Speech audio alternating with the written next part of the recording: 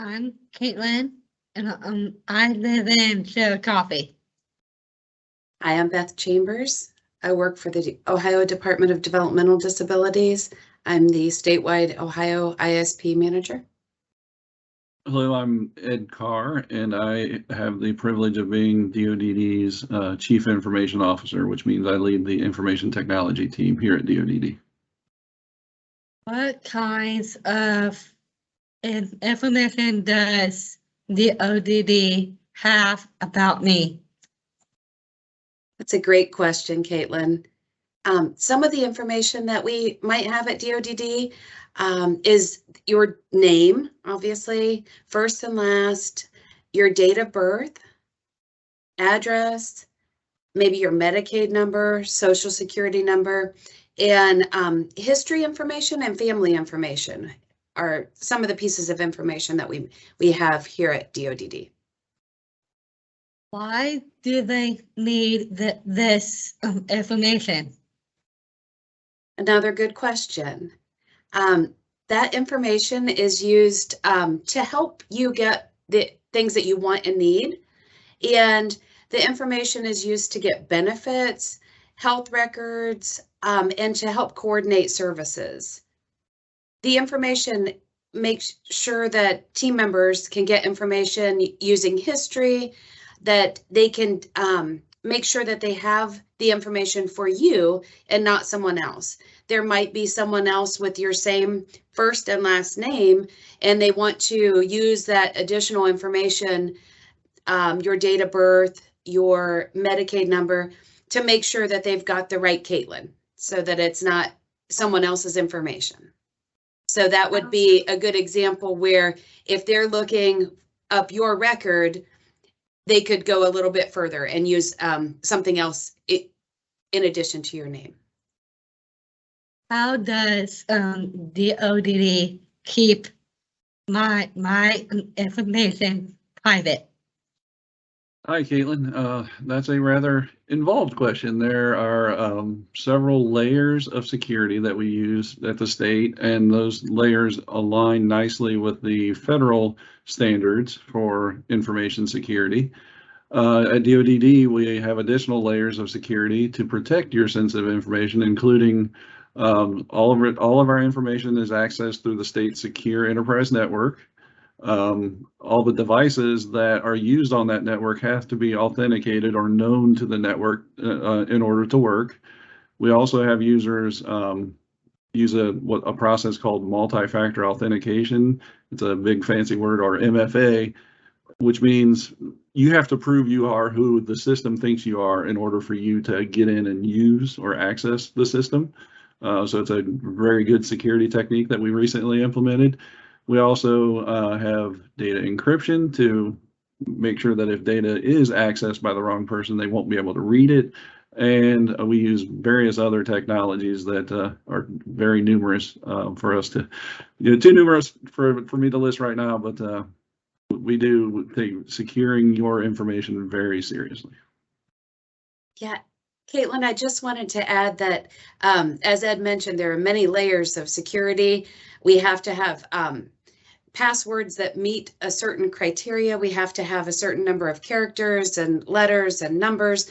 And when Ed said there's a multi-factored verification, that means once I log in using my password, then the system makes sure it's me by saying, we need to verify this, and it calls me on my phone, and then I have to enter another security code. So there's kind of a few steps that make sure that we have the right access before we get into any personal information.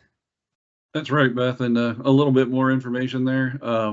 State employees that are permitted access to the system are required to take regular training. Most of that training is annual training to help ensure that people, bad actors, you might have heard the term phishing. That's people trying to get into your system by stealing your credentials or your user ID and password so they can log in as you. So we go through annual training to help us make sure that we know what risk signs to look for to help prevent those types of things from occurring.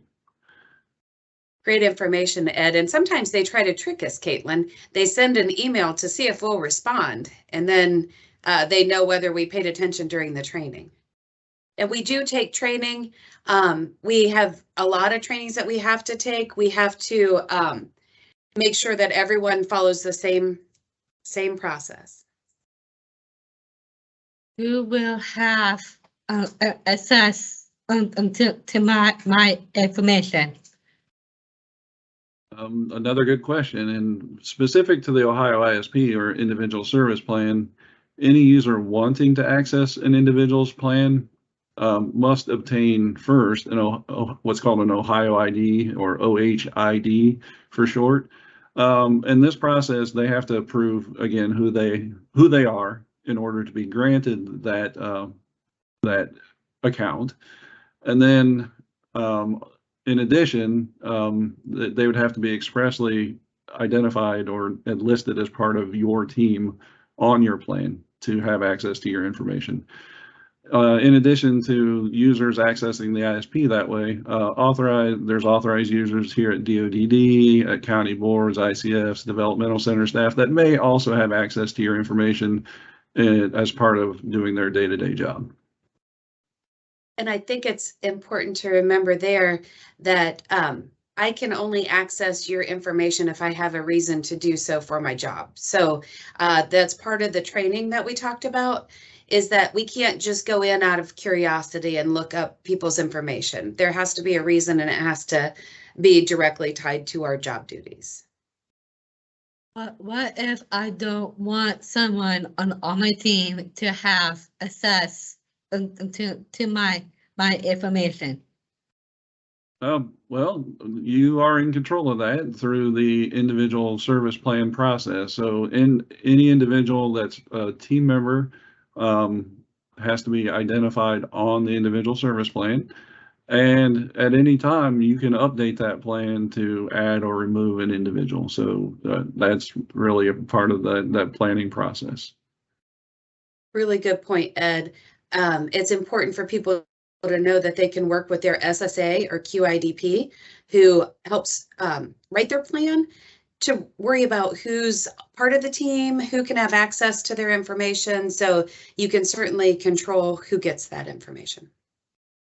Who do I contact if I am concerned about keeping my information private?